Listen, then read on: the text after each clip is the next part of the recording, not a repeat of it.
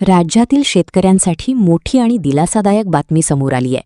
मुख्यमंत्री देवेंद्र फडणवीस यांनी राज्य सरकारकडून शेतकरी कर्जमाफीची प्रक्रिया अंतिम टप्प्यात असल्याची माहिती दिली आहे. पुण्यातील एका कार्यक्रमानंतर पत्रकारांशी संवाद साधताना त्यांनी ही महत्त्वपूर्ण घोषणा केली.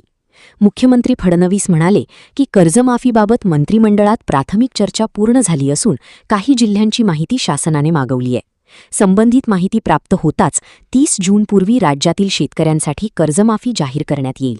राज्यातील वाढते शेती संकट, नैसर्गिक आपत्ती, पिकांचे नुकसान आणि आर्थिक अडचणींमुळे अनेक शेतकरी कर्जाच्या ओझ्याखाली दबले गेले आहेत. अशा परिस्थितीत सरकारच्या या घोषणेमुळे लाखो शेतकऱ्यांना मोठा दिलासा मिळण्याची शक्यता व्यक्त होत आहे.